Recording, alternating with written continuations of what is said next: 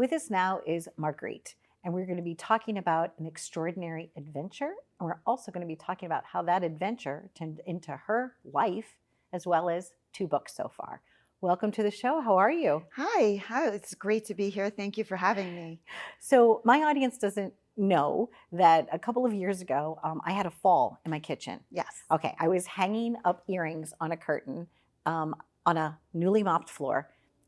I fell completely backwards. I hit the back of my head, but didn't want to go to the hospital because I was afraid of COVID, right? So I was very out of it for like a good week. But during that week, something happened. And Yes. what was that? Well, we got in contact because I posted something on my social media, which you saw, and you reached out to me because it was something that fascinated you, and that was my first book, Runaway at Sea, that I was posting that had just been released, had just been published. And you and I were on the phone for a long time.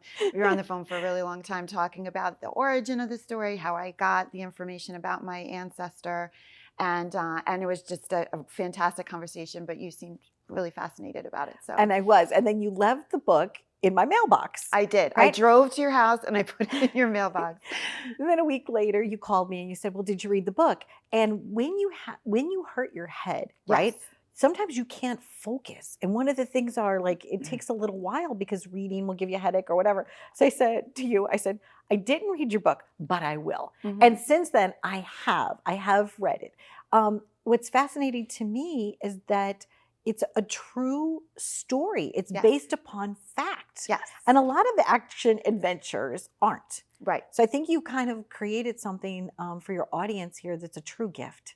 So tell us a little bit about this first one. So this is Runaway at Sea. Runaway at Sea, correct. So the story centers on Robert, who is my great-great-grandfather. Robert John Henry Frost is his full name. So he ran away from home when he was 12 in 1849 with a friend. They climbed aboard an old man-of-war ship, which they didn't know, they're uneducated farm boys, so they couldn't read, they couldn't swim. And he's just trying to escape the abuse of his oldest brother, was his primary motivation. So they climbed on the anchor chain, they hid in the boat, it goes out to sea, and it turns out to be a British naval vessel. So whoops. Hello. From one problem created perhaps a bigger problem. So here he is 12, and they're kind of flubbing their way through. They get disciplined for being dishonest, which was a big deal in the British Navy at the time. And it set him on this accidentally, on purpose, adventure for the next 17 years of his life. 7 years at sea and 10 years crossing America on foot. So it really was fascinating to me. And my grandfather gave it to me, the journal of his life before my grandfather died. And he gave it to me, and it kind of sat around for a long time until I remembered it, and then I read it, and then I thought, I have to figure out a way to tell this story. And so. you have. So this is like beautiful. I mean, it's a nice, hearty, good read. Yes. Right? And because it's based upon true historical facts. Yes. Right? One of the things is that schools seem to be very interested in it. Yes. So that was one of the things that when I started on the project, I was thinking grown up, I was thinking one way, and then it kind of evolved into really just Robert's story was so incredible. And I really delved into the research, which is one of my favorite things to do. And I found out so much information historically about that time period, little minutia pieces of history, things about the age of sail, about the currents, about a sextant, how they navigated back in those days proper radar. And I just felt that it was something that should be good for young readers, to bring them into history, to show a real story and how they can relate to the things that they're learning in school. So I wrote it for really age 10 and up. Beautiful. What is the companion piece now? So the second book is Adventurer at Sea. It's a little bit harder to say. And the second book finishes his ocean voyage. So in reality, it was 7 years of his life. In the time of this really fictional account, I did have to build characters around some of the real snippets of his life. So there is some literary license in there, but the second book finishes his journey at sea, lands him where it lands him. I'm not going to give it away. But then he spent the next 10 years from 1856 to 1866 crossing America on foot. So fascinating piece of American history, which will be the third book. Congratulations. So it'll be a trilogy. Yes. three Mhm. complete pieces. Mhm. You're also a mom. Yes. What do your children think about the fact that you have brought this ancestor to Mhm. life? Well, they think it was really cool.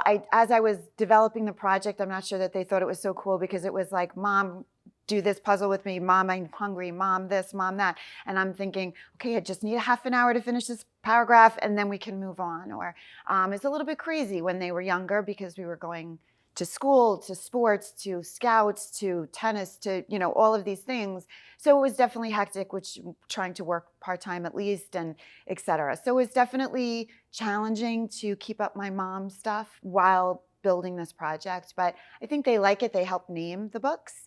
My You got them daughter, involved. yeah, they're both of my children are very talented writers, but my daughter helped me reading some paragraphs, giving me some feedback because she was in the age, now she's older, but she was in the age group at the time. So it was good to get her feedback about it. I like So, that very much. mhm. And I told you immediately, movie. It's got to Yeah. be a movie. Yeah. So, or a 10-part series or something. something. I'd love to make it into a graphic novel. I know there's a whole part of middle grade readers that are really into the graphic novel. So I'd love for that when the third book comes out to be like a forward moving next step of just reaching another audience. We've definitely worked on some script treatments. Some of them really like my writer's story and Robert's story and those tumults kind of paralleling across time. So my time now, his time mid-1800s. And then, of course, there's the story itself, which I think would make a fantastic animated series, live action, definitely. Everyone that reads it says it needs to be on a screen somehow. Yeah. Well, congratulations, because a lot of us have those legends of lore that have been passed down, generation after generation, right? Congratulations to you, though, Marguerite, for taking that information and then building upon it.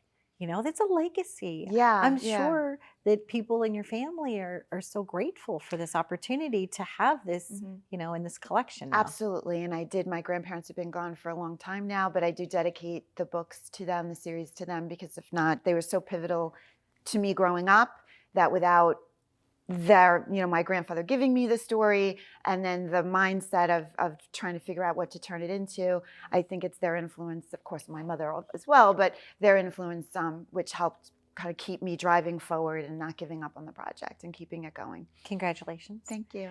Do you like the water? Do you tend to? I'm a huge beach person. That's my happy zen place. So I love the water. I love being on the water, near the water, in the water.